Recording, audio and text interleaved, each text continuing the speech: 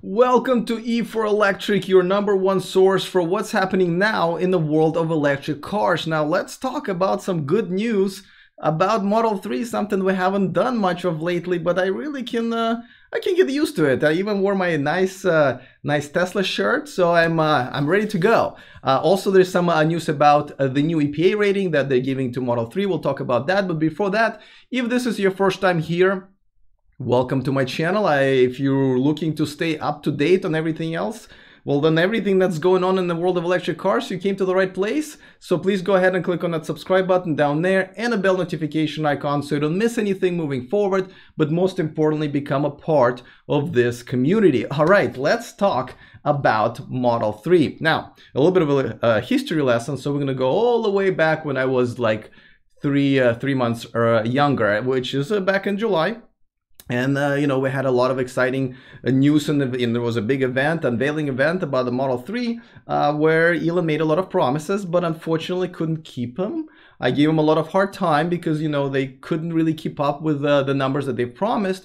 And we then found out what was the bottleneck as far as, you know, not being able to produce as many cars as they promised was. And it came from the head of Panasonic. He pointed out that they were having problems with the batteries at the factory one, where they were putting them together. And then later on, Elon kind of came out and said, yeah, we're having problems with battery assembly. Now, by the way, Panasonic is supplying the batteries. They're not really assembling it. So it's a Tesla issue. So it was a little bit weird that Panasonic was the one that's breaking the news to us, but they were right. So this time around, they're once again giving us some news. Now, this was a part of the conference call for the earnings, I believe, for Panasonic.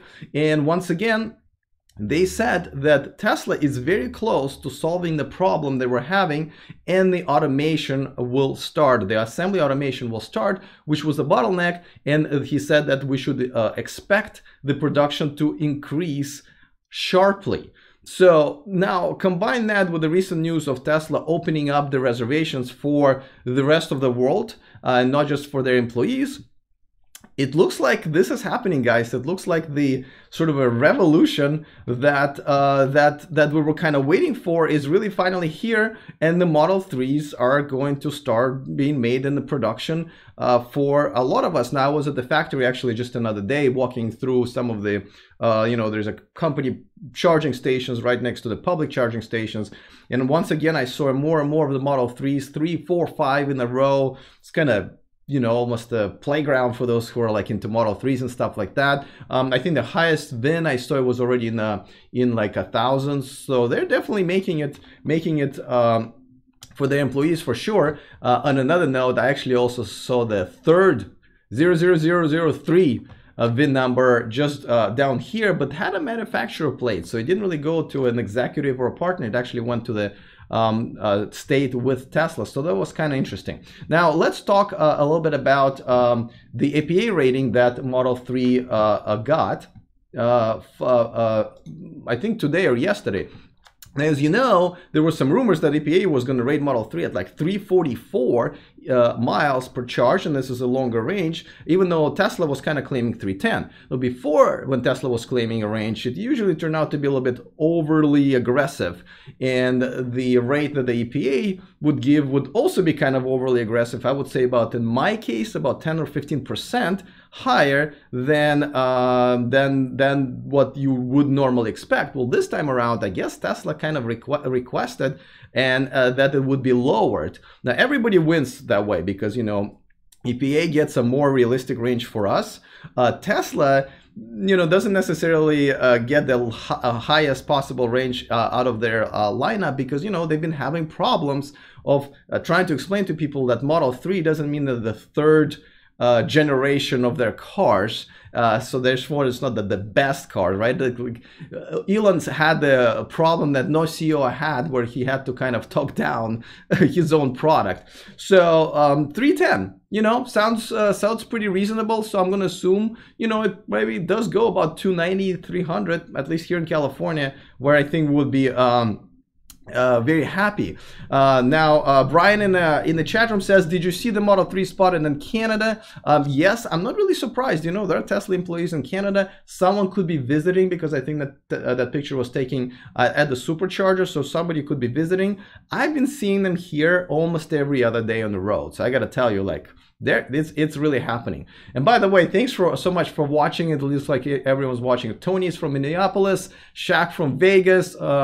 Let's see, Randall from Australia. We have such a multi-international audience. It's pretty cool. Which, by the way, brings me to my favorite segment, which is comment of the day.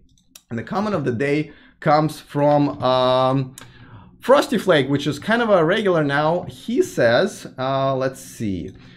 He says, Alex, your dancing will not get more women watching, I suspect. And I think he is trying to trying to make a point about my little dance that I did yesterday, when I thought the Lucid Air footage was very catchy as far as I'm concerned. So I did a little dance. I know I claim that 95%, well, it's not I claim, that YouTube statistics claim that 95% of my audience are men, and apparently I shouldn't be doing this if I want to attract more women.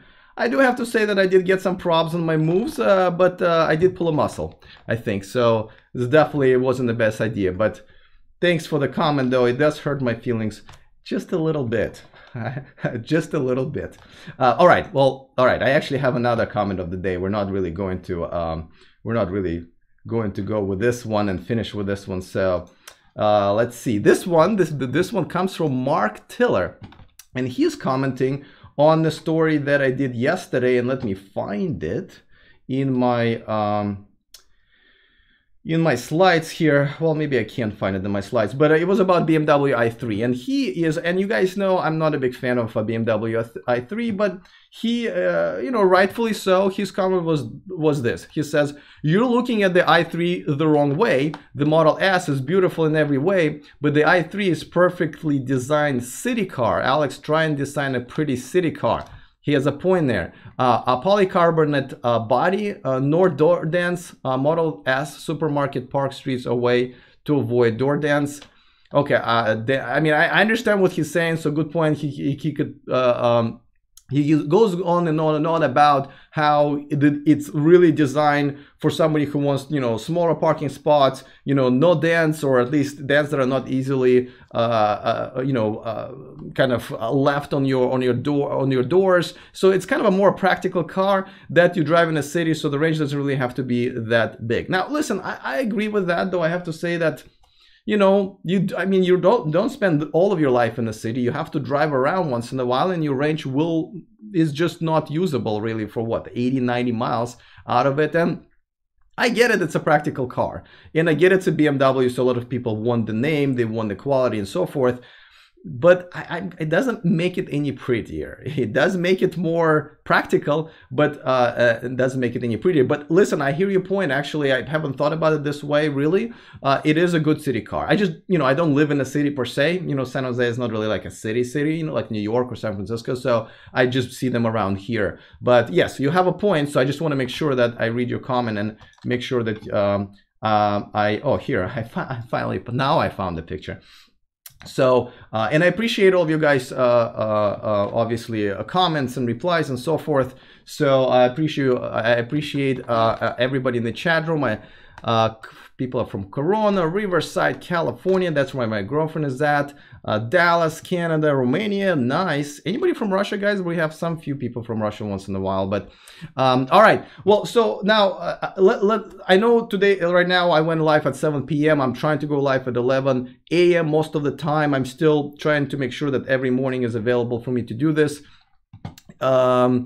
I'll answer one of my question from Corey Goodwin in the chat. Says, do you think that Tesla had a battery breakthrough to make the Semi that price? I think that's what the consensus is right now, so I'm going to go with yes. However, I think people are also underestimating how much energy is really needed to drive 1 mile. So we'll see. You know, we'll find out pretty soon, I think. I believe. All right, so tomorrow I am going live at 11 a.m. But this time, unless some big news comes out, I'm actually going to hold on the news for tomorrow, because I wanted to discuss something I got a lot of comments about, which is buying versus leasing your car.